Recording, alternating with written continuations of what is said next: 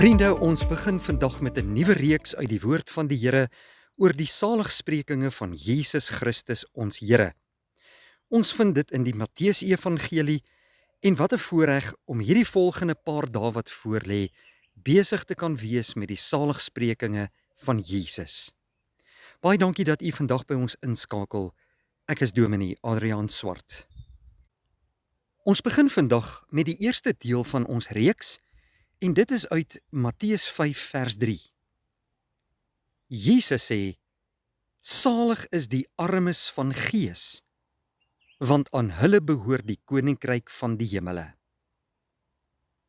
Liewe vriende, wanneer Jesus sy beroemde bergpredikasie begin hy op 'n baie verrassende plek. Ons sou verwag dat hy sou sê, salig is die sterkes, of salig is die suksesvolles, of selfs salig is die godsdienstiges. Maar Jesus sê, salig is die armes van gees. Wat beteken dit? Jesus praat nie hier van materiële armoede nie. Hy sê nie dat iemand geseënd is bloot omdat hy min besittings het nie.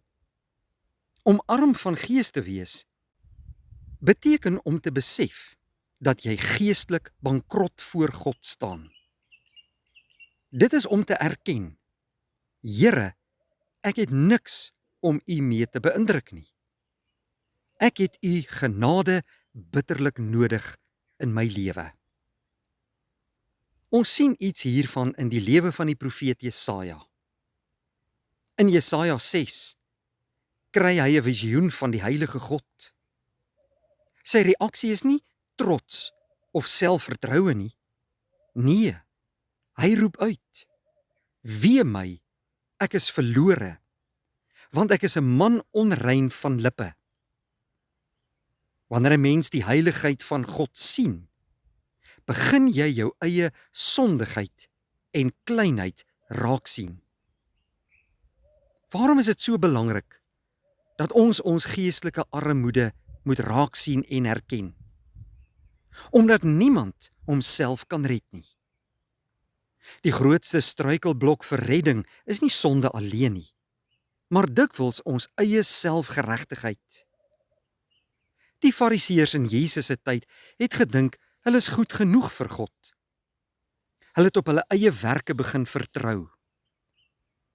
Jesus vertel in Lukas 18 van 2 mans wat tempel toe gegaan het om te gaan bid. Die Fariseër het gespog oor sy goeie lewe, maar die tollenaar het op sy bors geslaan en gesê, o God, wees my arme sondaar genadig. En Jesus sê dat dit juis die tollenaar was wat geregverdig na sy huis kon teruggaan.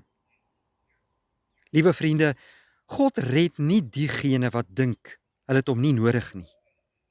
Hy red die mense wat erken, Here, sonder u is ek verlore.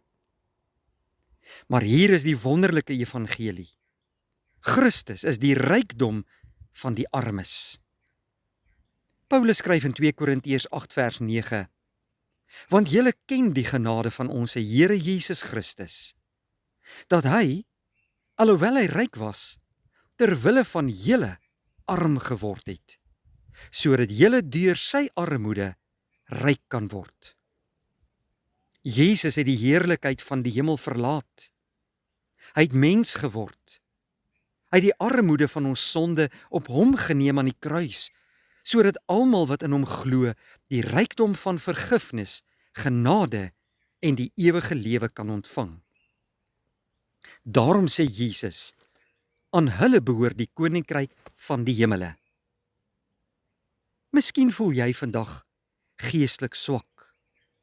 Miskien voel jy onwaardig of bewus van jou eie sonde. Dan is daar goeie nuus vandag vir jou vanuit die Here se woord.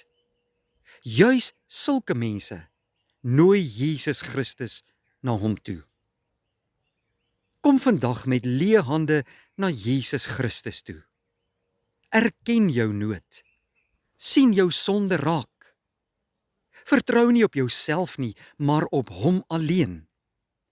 Want ware geluk begin wanneer ons ontdek dat Jesus alles is wat ons nodig het.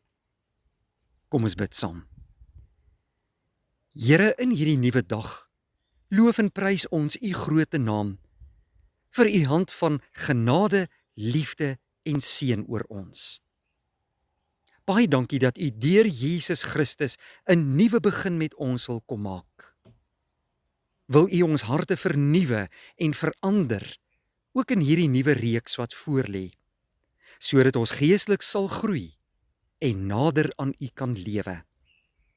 Bevestig vandag u woord in ons harte tot geloofsversterking en laat u naam verheerlik word elke dag in ons lewens. In Jesus naam bid ons dit.